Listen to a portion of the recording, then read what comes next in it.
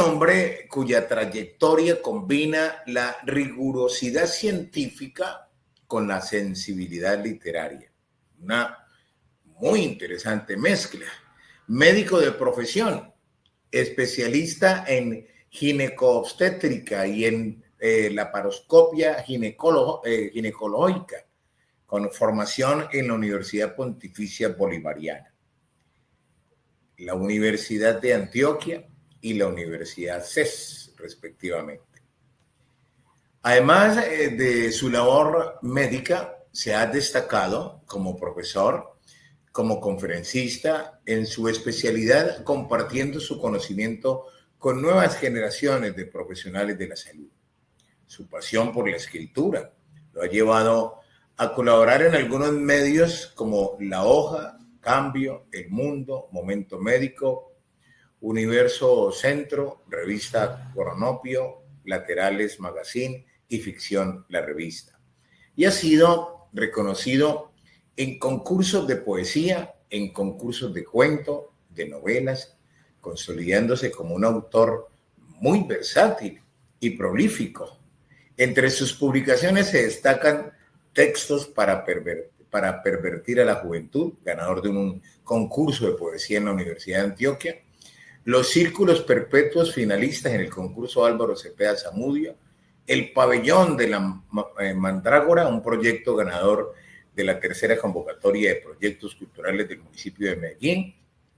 Y recuerdo el otro, ¿Qué me queda de ti si no el olvido?, que también fue ganador a propósito del concurso Talentos Ciudad de Envigado, Gamberros, que es Hilo de la Plata, editores, ganador de las becas de presupuesto participativo del municipio de Medellín. Mejor dicho, una serie de trabajos, otro que ahora les mostramos el título.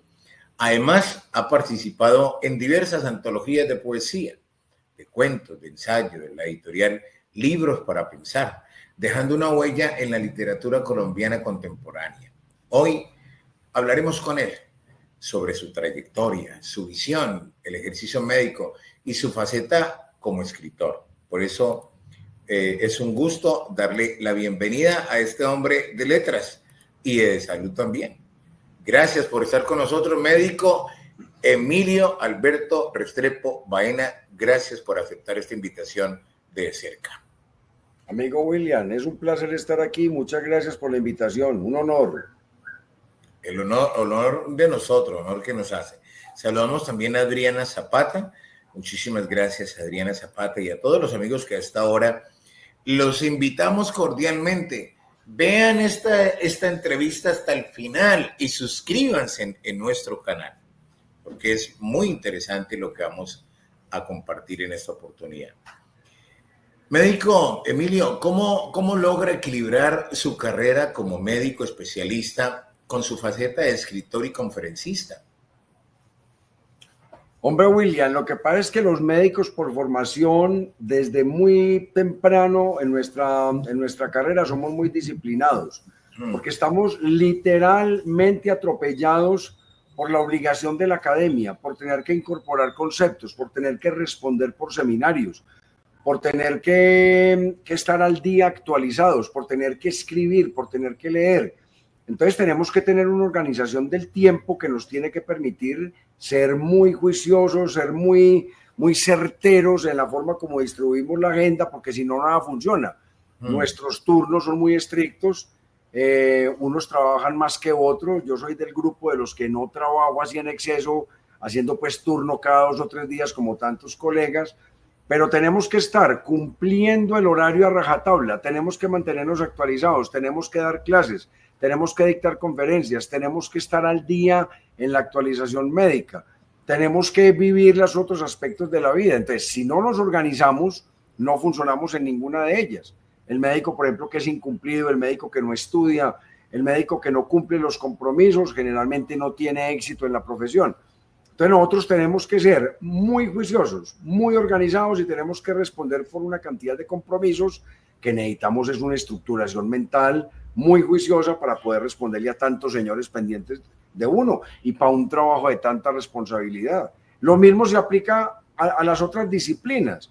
Si uno viene de formación siendo estricto, riguroso y cumplido para la medicina, normalmente uno es así para la familia, normalmente uno es así para el estudio, normalmente uno es así para la escritura. Por eso es que los médicos cuando estudian carpintería en el SENA, o cuando estudian talleres literarios, o cuando estudian derecho o derecho médico, o hacen otras disciplinas paralelas a la medicina, resultan ser muy buenos estudiantes. ¿Por qué? Porque son muy juiciosos y porque tenemos el hábito del estudio y el hábito de respetar al profesor y de acatar sus direcciones, sus directrices. Entonces yo creo en eso, yo creo en la disciplina y la trato de proyectar en mi vida personal, la trato de proyectar a mis pacientes, la trato de proyectar a mis alumnos y a la gente que está a mi cargo en la familia, todo eso, ¿cierto? Y hay en cierta forma como su merced lo indica, una particularidad y una característica de los galenos, de los facultativos, de los médicos, que están inmersos en la lectura como quiera que sea. Y al que lee, pues le queda, entre comillas, mucho más fácil escribir, ¿no? Porque para aprender a escribir hay que aprender a leer, ¿no? Fundamental. Eso es uno de los rudimentos absolutos y necesarios que uno tiene que tener claro si uno pretende ser escritor. Es muy difícil encontrar escritores que no tengan el hábito de la lectura. El hábito de la lectura le da a uno muchísimas herramientas conceptuales, también estructurales, gramaticales, ortográficas, el ejemplo de los grandes maestros, de los grandes escritores, porque es muy difícil nacer con un talento desbordante natural que le permita a uno entender que eso fluye, pues así como un manantial, ¿no? Eso hay que tallarlo, eso hay que elaborarlo, eso hay que disciplinarlo. Entonces leer es la primera escuela, leer sobre todo a los grandes maestros, leer lo bueno y también lo malo, para uno detectar cuando no está funcionando un texto, cuando un texto tiene mal elaborado un personaje, cuando tiene mal contada o mal dosificada una historia. Entonces nosotros aprendemos, tenemos que ser muy buenos lectores, tenemos que tener a los grandes maestros, a los escritores buenos y también a los malos, por supuesto. Y como dice usted, que me parece un poco aterrador, difícil de digerir, pero que los hay, los hay. ¿Hay médicos que no les gusta leer o que de pronto se les dificulta leer? Sí, los médicos, no, hay de todo. En los médicos es un pequeño universo que simplemente reflejan lo que es el universo humano y lo que es, ahí hay de todo. En los médicos hay grandes intelectuales, también hay personas que no son intelectuales, hay gente envidiosa, hay gente generosa, hay gente muy avara o hay gente muy amplia, hay gente muy fiel o muy desleal. Los médicos simplemente no son particularmente distintos al resto de la población. El gremio médico refleja lo que es la condición humana. Eso se lo puedo decir con un poquitico de autoridad porque yo dentro de mi ejercicio como escritor me he preocupado mucho por alimentarme de la temática médica. Yo tengo una serie que se llama Trilogía Perversa de la Salud, donde está el pabellón de la mandrágora, donde está Medicina bajo sospecha y nos robaron la clínica, y algunos casos de mi detective Tornado, donde yo tomo casos de mi práctica hospitalaria, casos de mis compañeros médicos o de mis alumnos médicos o de mis pacientes, para reproducir el carácter humano, porque es de lo que yo mamo, de lo que yo veo, en el círculo en que me mantengo, en la parte hospitalaria y médica. Entonces yo me alimento mucho de ahí, porque usted sabe que el escritor escribe de lo que conoce, y en lo personal yo conozco del barrio, conozco de la ciudad y conozco del ambiente hospitalario. Usted, por ejemplo, a mí no me busque para hablar de ciencia ficción. Yo no tengo o casi nada o muy poquito que contarle de ciencia ficción, porque tengo hasta poca imaginación. Yo no soy capaz de imaginarme un universo en Venus, ni soy capaz de contarle una historia razonable, divertida, entretenida o que valga la pena en Venus o por allá en Plutón.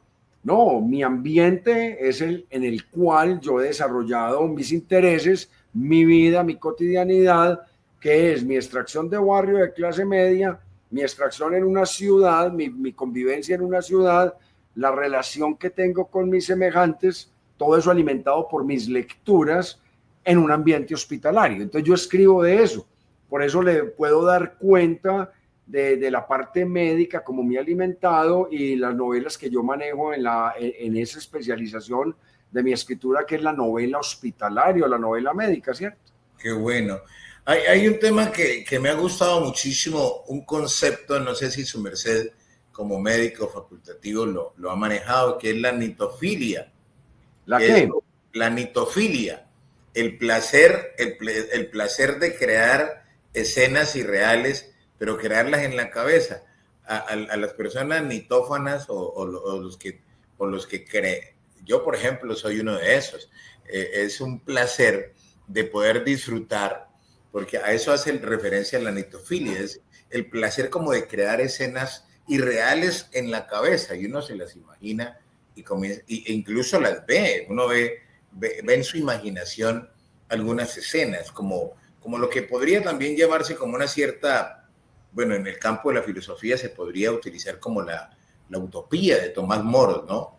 Crear o fantasear, entre comillas, para poder posteriormente escribir. De eso se trata el insumo para poder escribir un libro médico.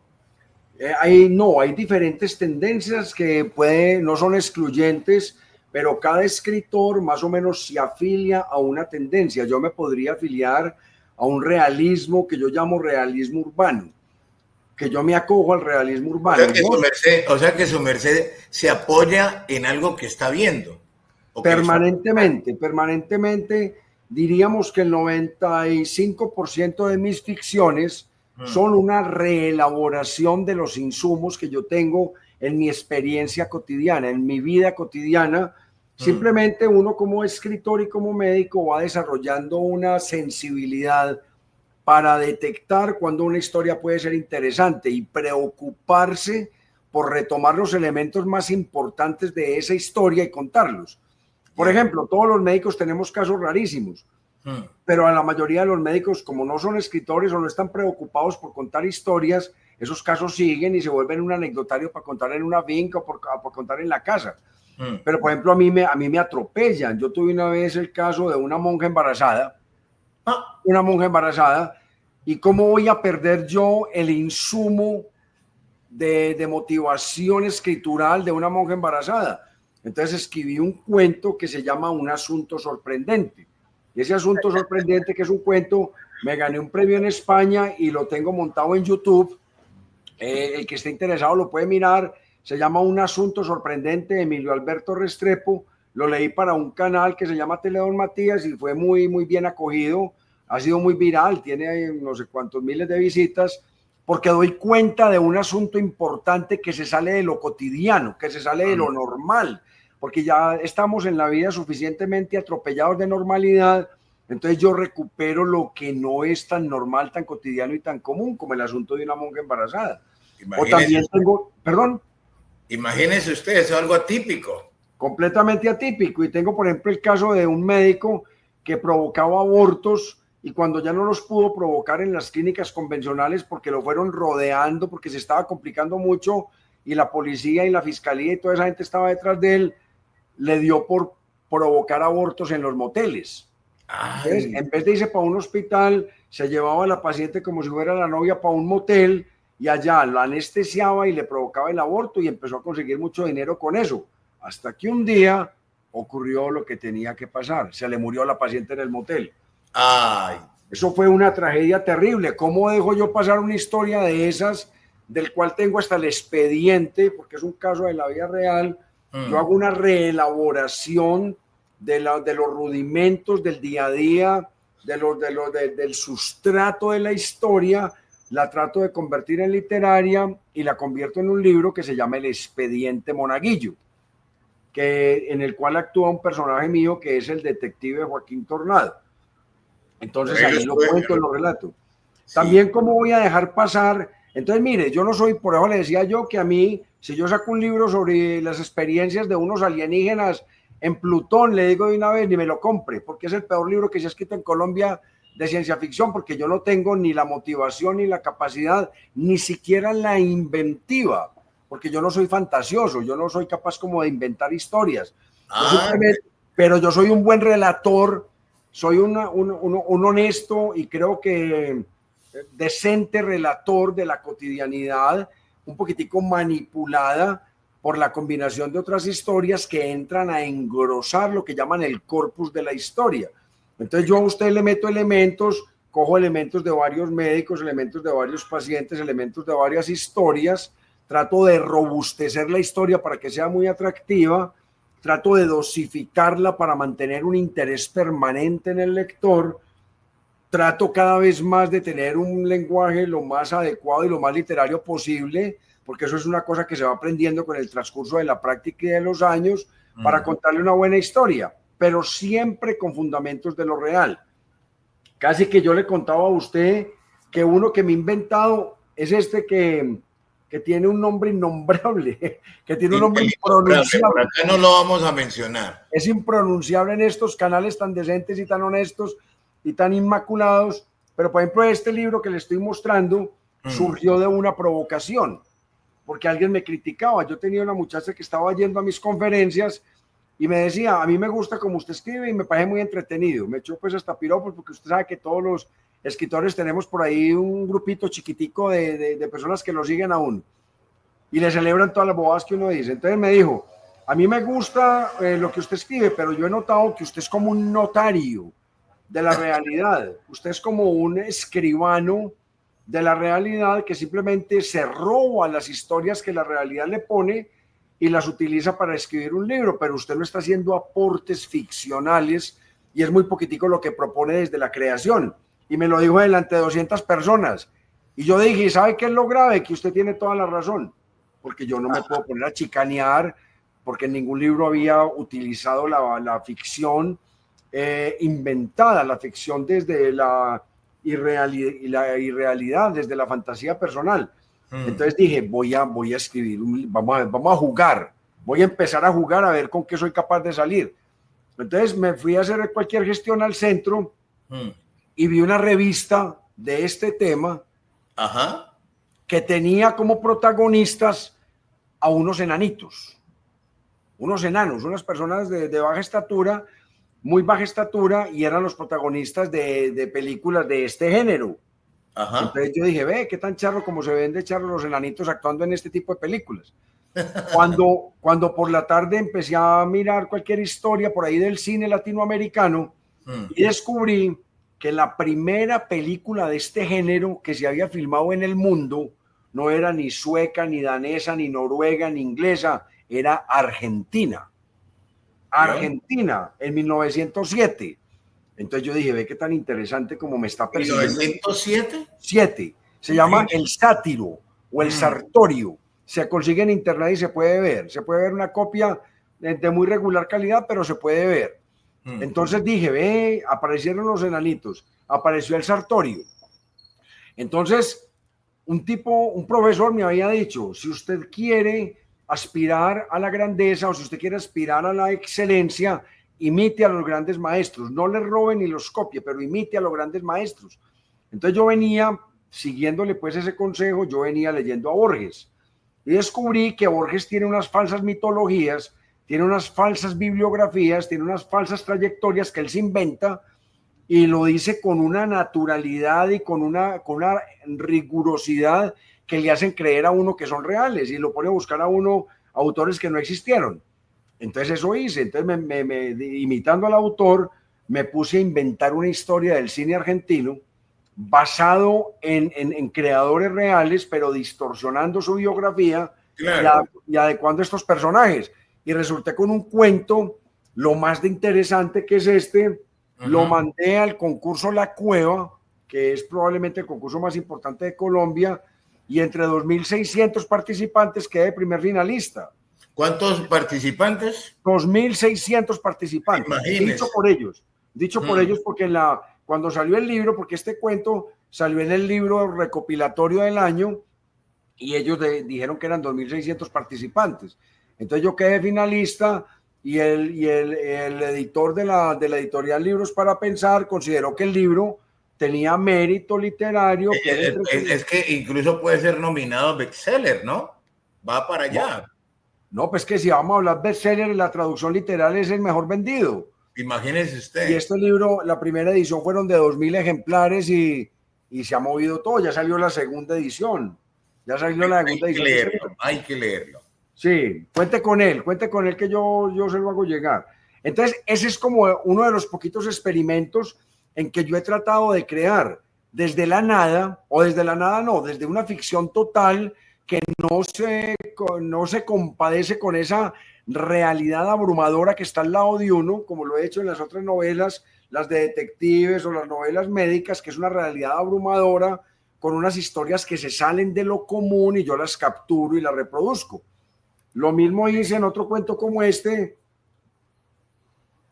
Sí, tan hermoso. Es un cuento infantil, es un libro infantil que tiene dos cuentos, que tiene un cuento sobre cómo le creció la trompa a los elefantes y otro cuento de cómo se le formó la caparazón a las tortugas.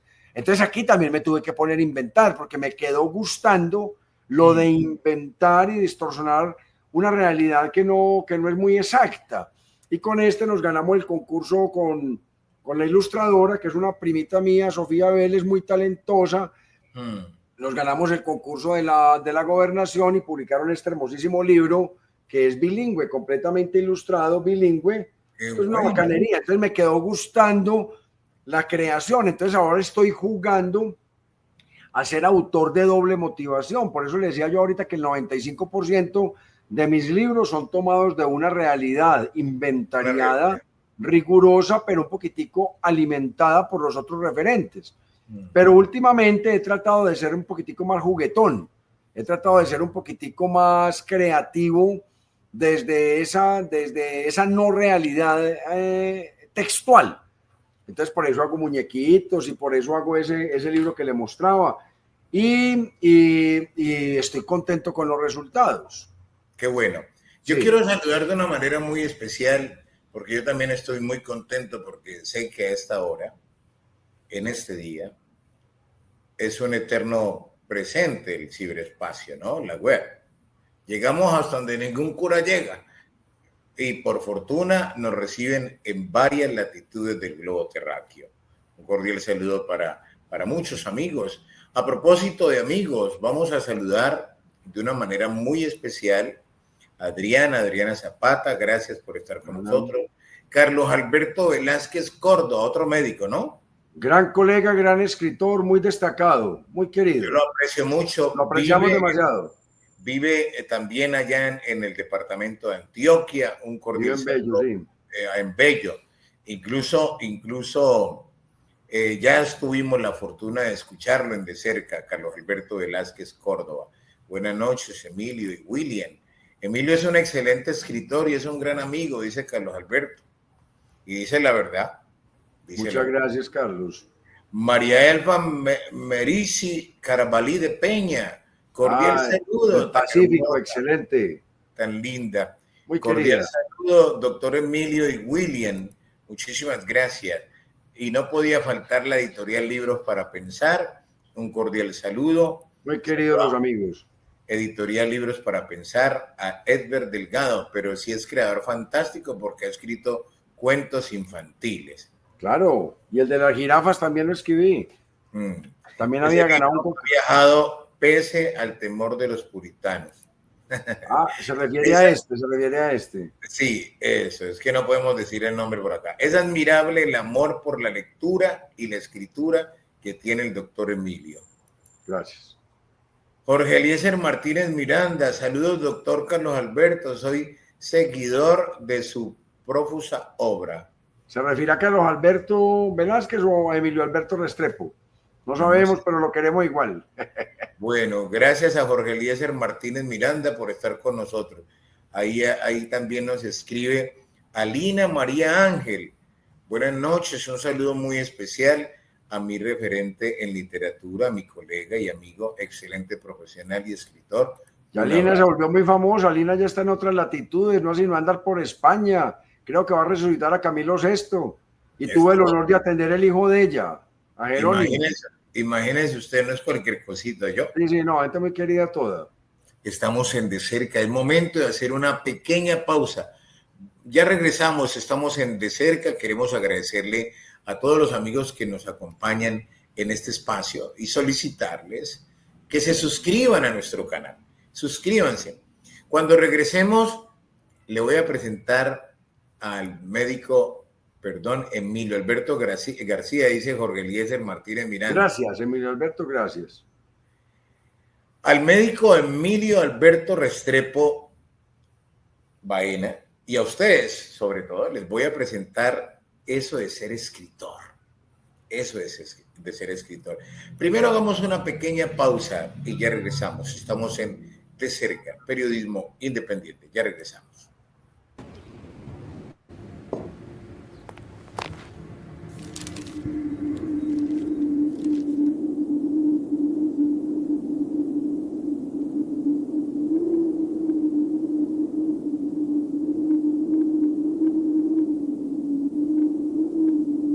Cuando callan a un periodista, callan tu derecho a saber. Defiende tu derecho a estar informado. Defiende la labor de los periodistas. Si no te sale ardiendo de lo más profundo de ti, a pesar de todo, no lo hagas. A no ser que salga espontáneamente de tu corazón, de tu mente, de tu boca, de tus entrañas, no lo hagas. Si lo haces por dinero o por fama, no lo hagas. Si lo haces para llevarte mujeres a la cama, no lo hagas. Si te cansa solo pensar en hacerlo, no lo hagas. Si estás intentando escribir como cualquier otro, olvídalo. Si tienes que esperar a que salga rugiendo de ti, espera pacientemente. Pero si nunca llega a rugir, haz otra cosa. Si primero tienes que leerlo a tu esposa o a tu novia o a tu novio o a tus padres o a cualquiera, no estás preparado. No seas pesado y aburrido y pretencioso, no te consumas en el amor propio. No lo hagas. A no ser que salga de tu alma como un cohete, no lo hagas. A no ser que el sol que hay dentro de ti esté quemando tus tripas, no lo hagas. Cuando sea verdaderamente el momento, si has sido elegido, sucederá por sí solo y seguirá sucediendo hasta que mueras o hasta que muera en ti. No hay otro camino y nunca lo hubo.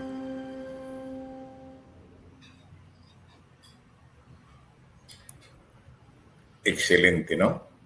Excelente. Unas condiciones muy particulares para escribir.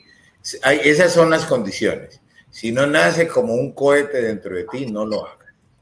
Si lo haces por plata, no lo hagas. Tiene algunas características específicas el hecho de escribir, de querer escribir. A propósito, Federico García Lorca, a mí me encanta y yo tengo algunos libros de él y uno concluye cuando lee un libro en particular, médico, y ustedes que nos están escuchando, a mí me ha encantado ese libro. Uno concluye algo. El libro se llama Dime qué lees y te diré quién eres. Y uno llega a una conclusión, que cuando el ser humano aprendió a hablar se comunicó, pero cuando aprendió a escribir se comprometió. Hay un compromiso enorme cuando el ser humano aprende a escribir y cuando escribe. A propósito, médico Emilio, usted ha escrito tanta literatura como ensayos y artículos médicos. ¿En qué se parecen? ¿Y en qué se diferencian estos dos tipos de escritura para usted? No, son muy distintos. El registro escritural es completamente distinto. Muchas veces el registro de la ficción o de la literatura sale mucho más rápido, mucho más, uno tiene elaborada la historia en la cabeza, a veces hay que investigar, pero no hay que ser tan riguroso con el compromiso con la verdad que tiene el artículo médico o el artículo científico o el artículo literario. La verdad, la literatura ficcional tiene su propia verdad. Aunque esté basada en mentiras, usted cuenta una cantidad, y eso lo maneja muy bien Vargas Llosa en La verdad de las mentiras. La verdad no es la que es ceñida a la realidad, sino la forma también contada como está la novela o el cuento. En la literatura médica o la literatura científica literaria es mucho más rigurosa, tiene que ser mucho más organizada, tiene que ser mucho más sintética, no puede volar tanto con el lenguaje, tiene un lenguaje mucho más quirúrgico, mucho más preciso, no hay forma de extrapolar conceptos repetidos, adjetivos, adverbios. Usted en un artículo científico, usted no puede utilizar casi los adjetivos o los adverbios porque ensucian el proceso de la escritura científica. Son muy distintos, tienen un código distinto, tienen un lenguaje distinto, tienen una organización distinta, y a mí se me dificultó en algún momento porque la literatura ficcional es mucho más libre. Usted puede tener incluso una escritura libre, una escritura espontánea, una escritura que huele, que una escritura que simplemente salga, automática incluso, y usted puede contar una historia bien contada. Usted puede decir, yo quiero contar la primera vez que yo fui a la escuela, y usted empieza y se chorrea y puede que lo cuente muy bien contado. El artículo médico o el artículo científico, usted tiene que elaborar muy claramente qué quiere contar, cómo lo quiere contar, la precisión del lenguaje, la exactitud casi quirúrgica de las frases. Entonces es muy distinto y el registro es muy distinto.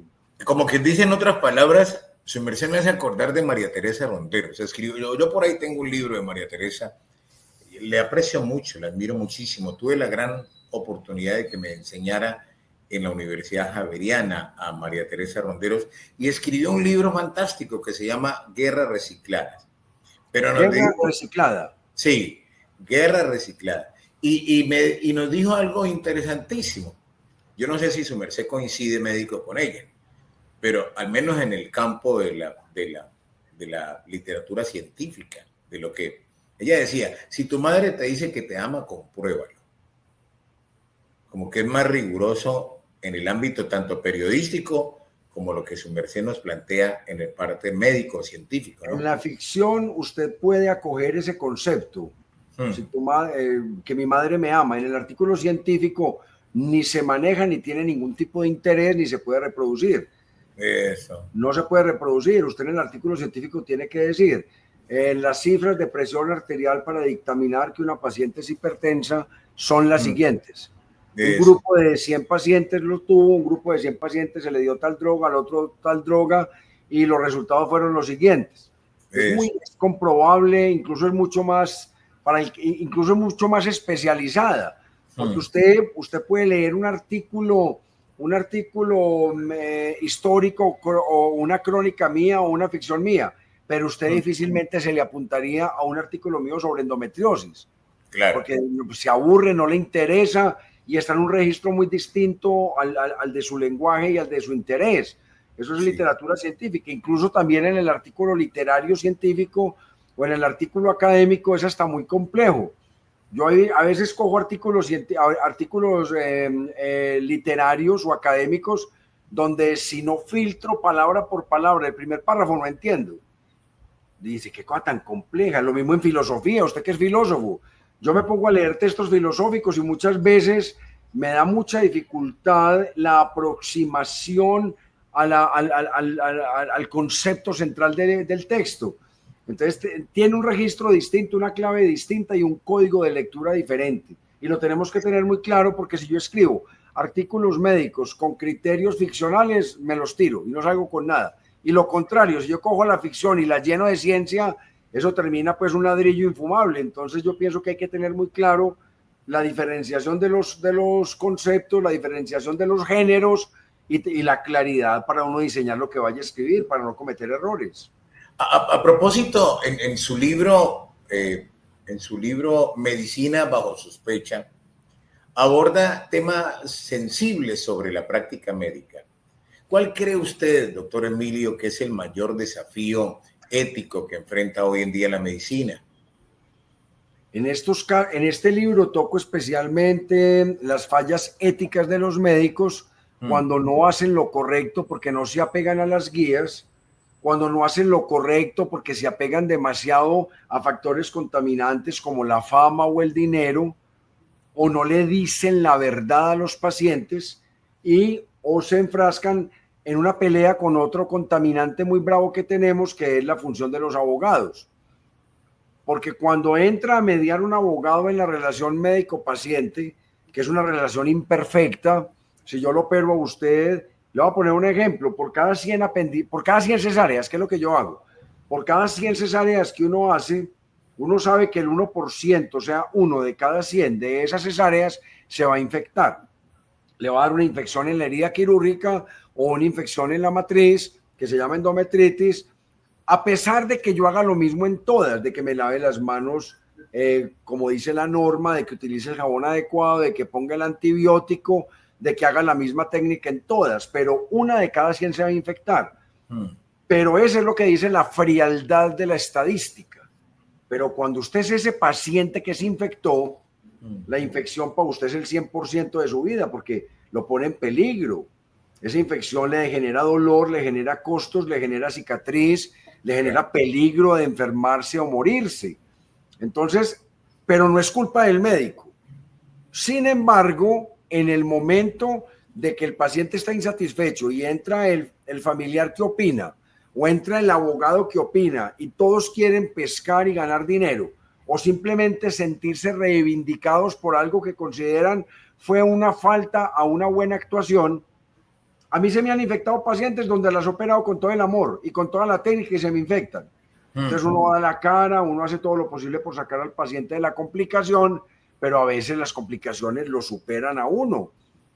Ahí es donde el abogado ve la oportunidad de volverse millonario, y ahí es donde la familiar va y da bomba, impulsa la demanda y termina uno complicado. Entonces este libro habla de eso, habla de los médicos buenos que tienen complicaciones o de los médicos malos que hacen cosas mal hechas, y de los abogados buenos que quieren reivindicar al paciente, o de los abogados malos que quieren hacerse rico a toda costa, o a costa del médico o a costa del paciente, porque a uno lo demandan, incluso los abogados sabiendo que no van a ganar la demanda, que el médico hizo lo correcto, que la demanda no va a prosperar porque hay un consentimiento informado, porque hay una cosa que se llama materialización del riesgo inherente, o sea, se va de todas formas a presentar.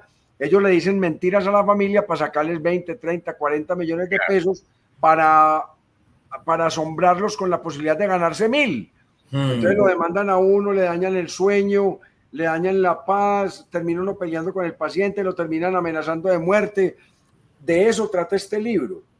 Este libro lo publicó la Universidad CES, que tiene una facultad de medicina, porque yo recopilé una cantidad de casos donde cuento todas esas vicisitudes que contaminan el acto médico y la forma como los médicos nos vemos en la mitad de esa tormenta, y los pobres pacientes en poder de los abogados, y los abogados muchos son correctos, pero muchos no son correctos, y hay médicos que actúan de manera incorrecta.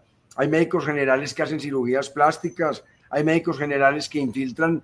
La última vez que me pasó, un médico general se puso a infiltrar a una señora que tenía unas varices en las piernas, y como que le echó la dosis inadecuada. Yo no sé qué hizo, pero le hizo una llaga que de esas como para irse a pedir limosna pues a la avenida Caracas. Una cosa muy complicada. Y cuando él me pidió ayuda, que lo orientara, yo le dije, pero ¿usted por qué se puso a hacer eso, hombre? Hombre, profe, para uno ganarse el billetico. Le dije, hombre, pues que uno no puede hacer eso. Entonces, él actuó mal, él se puso a hacer cosas para los cuales no estaba capacitado, para los cuales no era idóneo, para los cuales no tenía una especialización, ni es como si yo me pongo a hacer cirugía plástica. Yo trabajo con el seno de las mujeres, yo trabajo la patología mamaria, pero si yo me pongo a hacer prótesis o me pongo a hacer mamoplastias de reducción ahora que están de moda y más en Medellín, que eso genera tanto dinero, pues hombre, yo soy prácticamente un delincuente. Claro. Entonces eso genera mucha complicación y eso genera libros como estos. Este libro también fue muy, muy, muy bien recibido. Es un libro que se ha manejado mucho, ya se está agotando en la segunda, va para la tercera reedición, porque este libro lo leen los estudiantes de medicina, lo leen los médicos, lo leen los abogados, y este libro pisa muchos callos y genera muchas ronchas, pero es que dice la verdad, hermano. Y usted sabe nadie más odiado que el que dice la verdad, dice Platón, sí. ¿No? A mí me da muy buen resultado a robarme esa verdad, a coger esa verdad y colocarla en libros. Entonces, en el pabellón de la Mandrágora pongo cosas asombrosas de hospitales. En el nos robaron la clínica, demuestro cómo una corporación nos robó la clínica, utilizando herramientas legales, pero no sé qué tan éticas, para quedarse con del producto de nuestro esfuerzo. Nosotros hicimos una clínica y la tuvimos que entregar por la deuda de una quiebra que ellos mismos propiciaron. Eso es una cosa impresionante de inteligencia financiera. No sé qué tan ahora precisamente vamos a hablar sobre ese tema, ya finalizando, porque hay otro texto, otro trabajo literario que es Gamberros, y otras de sus novelas exploran también temáticas reales, sociales, por qué no decirlo un poco fuertes. ¿De qué manera cree que la literatura puede contribuir a la reflexión y a la transformación social? Necesariamente la literatura no va a cambiar el mundo, pero va a permitir entenderlo un poquitico mejor. Entonces, por ejemplo, cuando yo hago Gamberros, que Gamberros es un libro también que ya tiene 2 ediciones, porque lo sacó primero Hilo de Plata y después lo sacó la Remington, porque consideraron que tenía un valor, porque la primera edición se agotó y la editorial se acabó, entonces lo volvieron a reeditar, y es un libro que da cuenta de una serie de personas que tenemos al lado, que son la gente mala que no actúa bien, el pequeño rufián, el pequeño gamberro, el pequeño no delincuente, ni es la historia pues de los grandes capos, ni es la historia de Pablo Escobar o los Rodríguez Orejuela, no. Es la historia del pequeño delincuente que tenemos al lado, que normalmente puede ser primo nuestro, o normalmente nos ayuda a limpiar el carro, o normalmente nos hace los mandados, pero tiene una vida muy difícil y digna de ser contada. Entonces yo me puse durante 20 años a recoger historias de personas de mi barrio se llama Belén, me puse a recoger historias de mi barrio y descubrí que era un mundo apasionante. Y muy gracioso, porque ese es un libro en clave de humor. Entonces me puse a recoger las historias de todos estos rufianes y resultó un libro que yo me sorprendí de lo delicioso que era, y lo mandé al municipio de Medellín, y el municipio de Medellín lo valoró mucho y lo calificaron en el primer puesto y me dieron el premio de cuento, porque recopilaba todas esas historias de rufianes de barrio, gamberros. Entonces eso es una risa, porque hay una cantidad de historias de malandrines que se ganan la vida de una manera muy difícil. Camellos, que también llaman en Medellín, ¿no? ¿Cómo? Como camellos. No, el camello es el que vende droga. El camello es el dealer, el que vende la droga es el camello de la esquina, que también lo llaman jíbaro. El jíbaro es el expendedor de microtráfico. Entonces, generalmente el vicioso tiene un camello que es un dealer o también es un jíbaro. Pero se confunde con un verbo parecido al que usted está diciendo, que es camellar. Camellar es trabajar en oficios bajos. Bajos no porque no tengan mucha importancia, sino porque son mal pagados o son considerados subempleo, como ser vendedor callejero o ser vendedor ambulante. Eso es camellar. Aunque ya uno está tan subvalorado el empleo que uno también dice, no, yo camello en el hospital de Envigado. Yo soy ginecólogo allá y soy especialista, pero yo camello porque yo soy un jornalero y me toca ir a doblar el lomo allá y a trabajar muy duro. O la chamba, que llaman también, ¿no? La chamba, claro. La chamba, que a propósito viene del creo que chamber, ¿no? Que es las oficinas de empleo que nació, no recuerdo bien en qué década, pero creo que en los años 60, en Ciudad de México y en el norte de México, cuando llegó a las oficinas de trabajo norteamericano para utilizar a los mexicanos. Entonces, creo que era algo así, el chamber, que era una office chamber, que entonces de ahí... El chamber viene de la Cámara de Comercio. Chamber es cámara, la Cámara de Comercio normalmente eran los que generaban el empleo. En Argentina lo llaman el laburo. En Argentina o en Uruguay o en Chile, el laburo. Lo mismo que pasó con la palabra misiá, que es de mish, ¿no? De mi señora, sí. Sí. Sí, es una deformación. Es de verdad muy interesante todo esto que va aprendiendo uno todos los días. ¿Qué le inspira, médico? ¿Qué le inspira a la hora de escribir? ¿Tiene algún ritual o un método para desarrollar sus historias? Yo ahora estoy estudiando, porque estoy haciendo el posgrado pues, de maestría en literatura, y eso me tiene muy ocupado porque tengo que dar cuenta de muchas lecturas muy profundas, académicas, filosóficas y muy técnicas.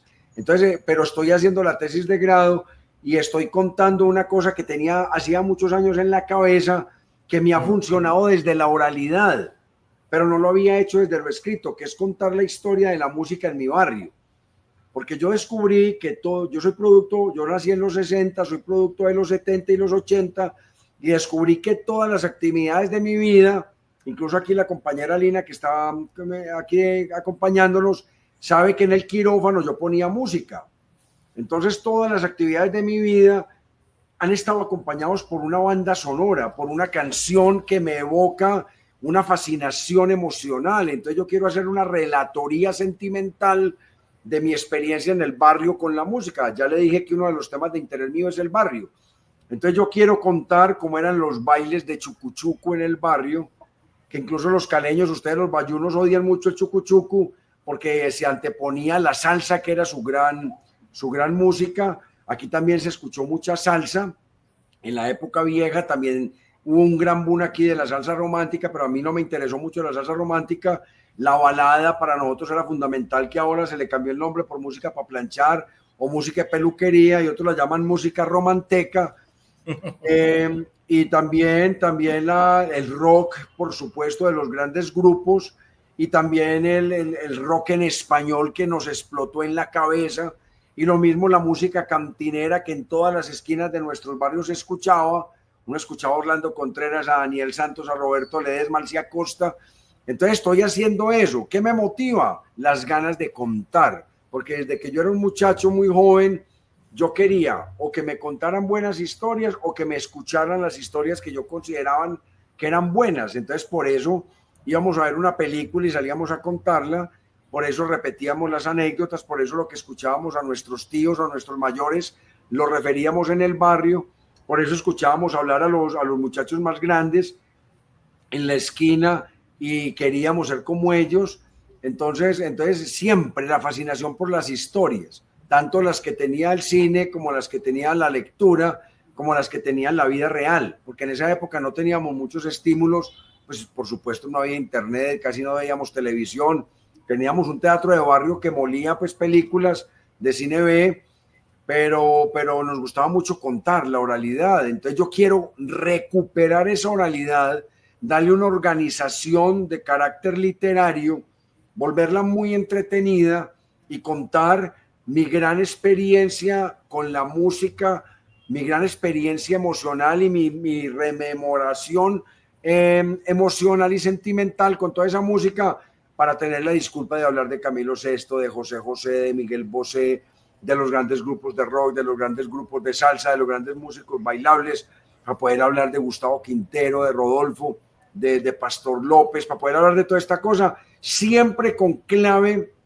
de anécdota, con clave de chisme, que lo haga muy entretenido, contar esas historias maravillosas de Héctor Lavoe cuando se tuvo que esconder en Cali 6 meses, o cuando vino a Medellín y fue atropellado por los mafiosos.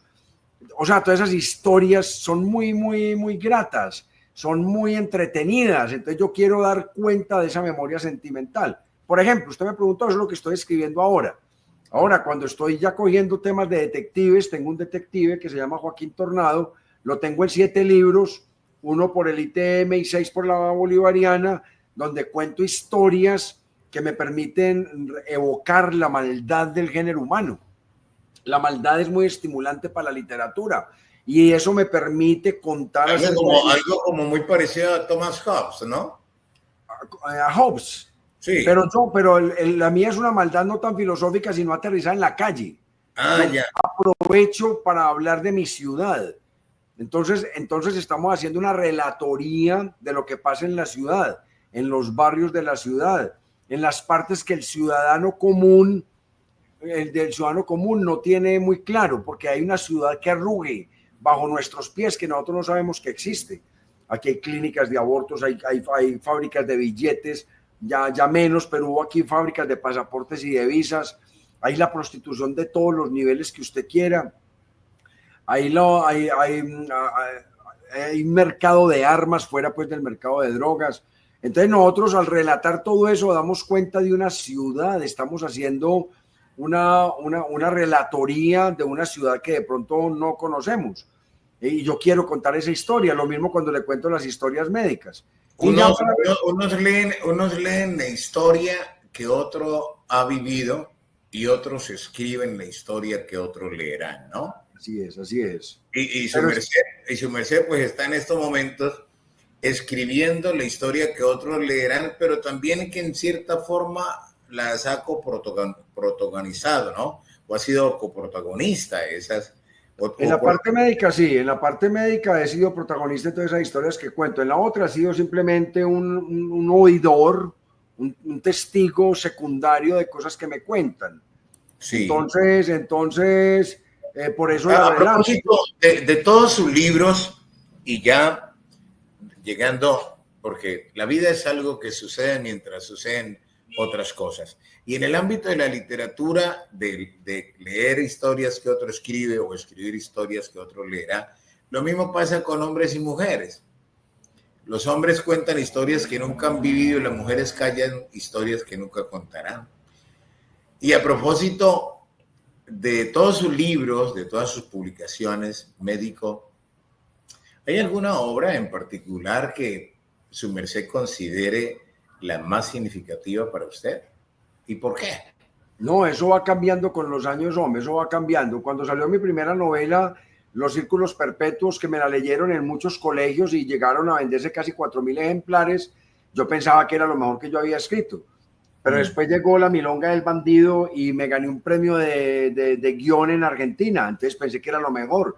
Y después saqué una de humor que se llamaba ¿Qué me queda de ti si no el olvido? Y me gané el premio de novela en Envigado, entonces pensé que era lo mejor.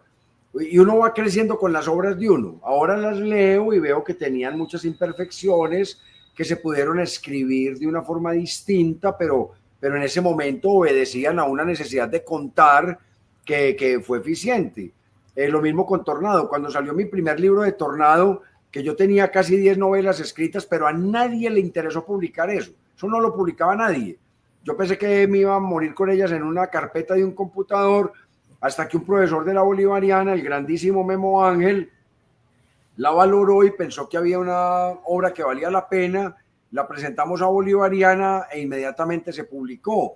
Y han venido otros 6 libros de Tornado. Entonces yo pensé que eso era lo mejor que me había pasado. Lo mismo en pandemia, cuando todo el mundo estaba quejando y chillando. Yo escribí una novela de humor que también me gané un premio. Me gané 6 premios con ese libro, porque cada uno de los cuentos ganó premio. Y la obra como compilación de cuentos se ganó el premio de narrativa de Envigado, que se llama Un hombre solo y mal acompañado, que es una novela cuando todo el mundo está en una colección de cuentos, cuando todo el mundo estaba tan angustiado en la pandemia. A mí me dio por reírme de la situación del ciudadano común en la pandemia y empecé a reírme de eso, no por burlarme de nadie ni mucho menos, sino por ponerle un enfoque festivo a la pandemia que era tan oprobiosa y tan opresiva. Y entonces yo hice un planteamiento en clave de humor y de aventuras y me resultó un libro que yo pensé que en ese momento era el mejor que había escrito. Y así por el estilo. Y después salió Medicina bajo sospecha y entonces ya los compañeros me dijeron que era el mejor libro que yo había escrito. Y después salió el libro infantil que fue el año pasado y entonces alguien me dijo, por fin aprendiste a escribir. Entonces lo que quiero contar es que cada libro se va volviendo el más importante en el momento que uno está viviendo. En este momento estoy supremamente emocionado con el libro de música. Estoy supremamente emocionado con el libro de música y me parece que obedece a un interés especial que tengo en una época de mi vida.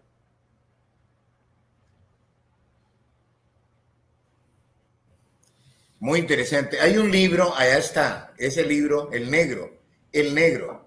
Hay un libro a propósito, sí. Aquí le estoy diciendo a Said Farlah, Yala, Talca Curán, que nos traiga este libro, que me hace acordar sobre la pandemia, que también lo escribió Cristina Martín Jiménez, ¿no? A propósito de la pandemia. Los destiempos que se pueden utilizar a tiempo, ¿no? Yo, médico de su merced, tengo un libro son como 35 obras literarias creo que ha hecho usted. He publicado 25, no William, sí. 25. Yo apenas tengo en mis manos un libro que es este. Ahí está. De ese libro yo fui antologista, yo empecé a recuperar lo que decían los escritores que se han preocupado por la técnica literaria del proceso de escribir, porque todos los escritores escriben, pero no todos han reflexionado sobre el arte poético, sobre el arte escritural, sobre la escritura creativa, sobre qué debemos hacer para escribir mejor y hablar de técnica literaria. Entonces me puse en un blog que yo tengo, que se llama Decálogos Literarios, que tengo más de 400 autores, me puse a seleccionar los colombianos. Y el amigo Edber de Libros para Pensar le pareció que era muy interesante el enfoque que hacíamos, porque cogíamos las recomendaciones, los consejos literarios, los tips, los trucos, entre comillas, o los conceptos técnicos que ellos decían para hacer una buena historia, un buen personaje, para diferenciar los géneros, el cuento versus la novela, versus la crónica, versus el relato.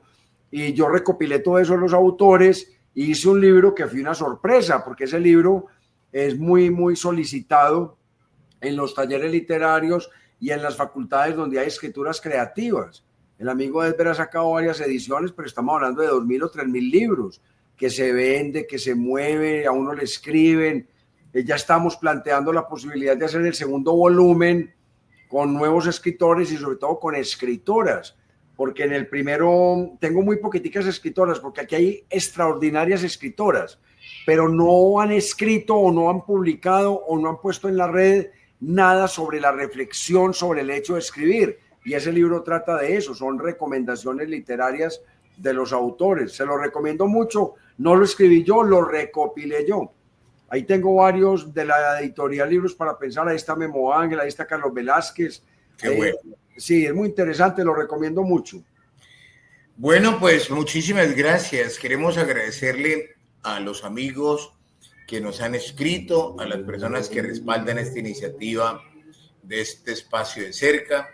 ¿A quién hay que agradecerle y reconocerle, médico Emilio Alberto Restrepo Baena? ¿Quién quiere decirle gracias? A mis maestros, a mi familia que me formó en el hábito lector, a mi familia que me apoya y a mis amigos que me apoyan en el hábito escritor, porque charlando me preguntan qué hay de nuevo con los escritos, me compran los libros, aprovechan para comprarlo y regalarlo en las fechas importantes, en el Día del Médico, en Amor y Amistad, para regalarlo a los hijos. Este libro se está vendiendo de una forma sorprendente y sobre todo con el voz a voz de los amigos. A mis profesores, a la gente que me ha formado y que me ha apoyado, yo siempre he tenido como una especie de maese, de preceptor mayor que me han apoyado. A mí me apoyó mucho Mario Escobar, me apoyó mucho Luis Fernando Macías, me ha apoyado mucho Memo Ángel, me ha apoyado los colegas escritores, Pablo Montoya, que es una autoridad ya casi que mundial, me ayudó, me acompañó a lanzar un libro. Gilmer Mesa, que es otra estrella de la literatura, me ha acompañado, mis colegas médicos, mis colegas escritores. Yo tengo una gran gratitud por la gente que me ha apoyado tanto, porque de manera espontánea y genuina y generosísima me han apoyado y me han permitido que yo me exprese como escritor. Pues nosotros también queremos agradecerle, nos ha contagiado de esa gratitud y queremos agradecerle a ustedes, nuestros amigos que nos acompañan cada noche en estos espacios que con muchísimo gusto programamos para ustedes, los amigos que nos escriben, los que se han suscrito a nuestro canal. Uno de los reconocimientos que nos pueden dar es suscribirse y darle un me gusta a este canal y respaldar esta iniciativa de cerca y no dejar en visto a nuestros escritores. A ninguna persona le gusta que la dejen en visto en el WhatsApp, a nadie. Este me dejó en visto. Claro que cuando uno lo dejan en visto en WhatsApp, ya le respondieron. Pero entonces no hay que dejar en visto a ningún escritor. Leamos los escritores nuestros, respaldemos esta iniciativa. Yo los invito a leer los libros del médico Emilio Alberto Restrepo Baena. Son fantásticos. Yo no los he leído, pero ya los he ojeado, los he mirado. He realizado, porque mis gafas no son de ver televisión. He sobrevolado su blogspot y he conocido su blogspot y algunos escritos que el galeno ha presentado en el ciberespacio. Quiero agradecerle a la editorial Libros para Pensar, a ustedes por suscribirse a nuestro canal y muchísimas gracias. Un mensaje, una palabra para terminar, médico. Sí, a leer le cambia a uno la vida, escribir le cambia a uno la vida, le genera la posibilidad de acceder a universos que uno en la vida cotidiana, que es tan anodina, tan simple, tan dura, le permite sobrepasar y sobredimensionar esos espacios y ser mejor ser humano. Cuando uno está leyendo, cuando uno está escribiendo, no piensa en hacerle daño a nadie, piensa en crecer como persona, como ser intelectual, como ser emocional, como ser racional, como ser familiar, y uno mejora mucho y no le hace daño a nadie. Los invito a leer, los invito a escribir. Entonces,